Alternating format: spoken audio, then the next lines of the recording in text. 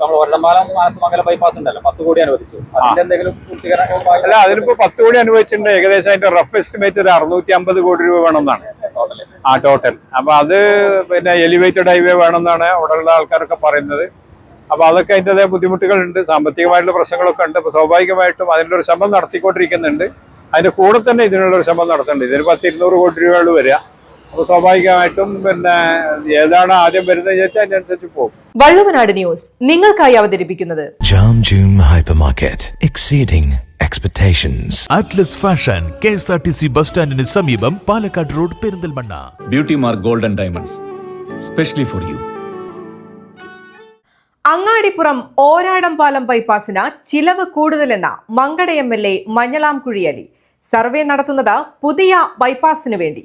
നിലവിലെ ഓരാടംപാലം ബൈപ്പാസ് പദ്ധതിക്ക് 650 കോടിയോളം ചിലവ് വരുമെന്നും നിലവിൽ നടത്താൻ ഉദ്ദേശിക്കുന്ന വൈലോങ്ങര മുതൽ കുന്നപ്പള്ളി വരെയുള്ള പദ്ധതിക്ക് 200 കോടി രൂപയെ വരൂ എന്നും അതിനുള്ള സർവേയാണ് ഇപ്പോൾ നടത്തുന്നത് എന്നും MLA വള്ളുവനാട് ന്യൂസിനോട് പറഞ്ഞു. അല്ല, അത് ഇതിപ്പം പിന്നെ വേറെ ഒന്ന് കൊണ്ടുവരാനുള്ള ഒരു ശ്രമമാണ് ഞങ്ങൾ നടത്തിക്കൊണ്ടിരിക്കുന്നത്. അതിന്റെ ഭാഗമായിട്ടാണോ ഈ വാഹനങ്ങളെ കണക്കെടുക്കുന്നത്? അതിന്റെ കണക്കെടുക്കുന്നത് അതിന്റെ ഭാഗമായിട്ട് തന്നെയാണ്. പുതിയ ബൈപ്പാസിന്റെ എത്രത്തോളം വരും നമുക്ക് കണക്കൂട്ടണം. എവിടേക്കാണ് ഈ വാഹനങ്ങൾ പോകുന്നതെന്ന് അറിയാണല്ലോ.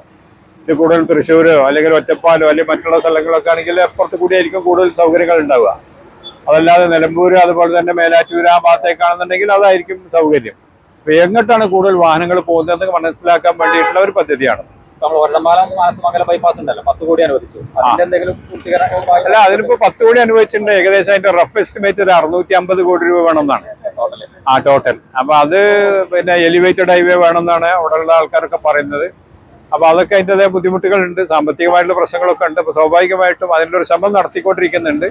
അതിന്റെ കൂടെ തന്നെ ഇതിനുള്ള ഒരു ശ്രമം നടത്തുന്നുണ്ട്. ഇതിന് 100-200 കോടി രൂപകൾ വരിക. അപ്പൊ സ്വാഭാവികമായിട്ടും പിന്നെ ഏതാണ് ആദ്യം വരുന്നത് ചോദിച്ചാൽ അതിനനുസരിച്ച് പോകും. 650 കോടി രൂപയ്ക്ക് ചെലവാക്കി സത്യത്തിൽ MLAക്ക് വരുമോ?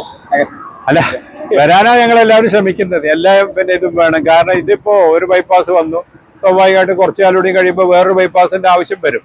അപ്പൊ ഇപ്പൊ തന്നെ ഈ കഴിഞ്ഞ പ്രാവശ്യം 2010 NH ഒരു സർവേ നടത്തിയ സമയത്ത് ഈ രണ്ടും അവർ സജസ്റ്റ് ചെയ്തതാ. ഒന്ന് ഇതേപോലുള്ള ചെറുകാർ നമ്മുടെ പിന്നെ കുന്നപ്പള്ളി ആ പിന്നെ ഭാഗത്തും, ഒന്ന് ഇതേപോലുള്ള രണ്ട് സർവേ അവർ സജസ്റ്റ് ചെയ്തതാണ്. അവർ അന്ന് പിന്നെ പ്ലാൻ 1 പ്ലാൻ 2 എന്ന് പറഞ്ഞിട്ട് തന്നിട്ടുണ്ടായിരുന്നു. അപ്പൊ ഏതാണ് ഫീസിബിൾ അതനുസരിച്ച് നടക്കട്ടെ. നമ്മുടെ മേൽപ്പാലത്തിന്റെ മുകളിൽ റോഡ് പച്ച ഇതായിട്ടുണ്ട്. അല്ല, അദ്ദേഹം ഇപ്പൊ നാളെ തിങ്കളാഴ്ച ഞാനൊരു മീറ്റിംഗ് വിളിച്ചിട്ടുണ്ട്. NHന്റെ ആൾക്കാരും അതുപോലെ തന്നെ നമ്മുടെ എക്സിക്യൂട്ടീവ് എഞ്ചിനീയേഴ്സും ഒക്കെ കൂടി. അതിപ്പോ അതിന്റെ ഒരു പിന്നെ ഇതിപ്പം ഉറപ്പായിട്ട് നടത്തും. വളരെ മോശമാണ്, ഡേഞ്ചറസ് ആണ്. നമ്മളത് കുറേ ദിവസം പറഞ്ഞു. ഇപ്പൊ മഴ ആയതുകൊണ്ട് ചിപ്പ് ചെയ്തിട്ട് ലെവൽ ചെയ്യാനുള്ള ഒരു ശ്രമമാണ് ഞങ്ങൾ നടത്തിക്കൊണ്ടിരിക്കുന്നത്. നമ്മുടെ ബന്ധങ്ങൾക്ക് നൽകാം സുതാര്യതയുടെ പൊൻതിളക്കം. Beauty mark gold and diamonds, specially for U.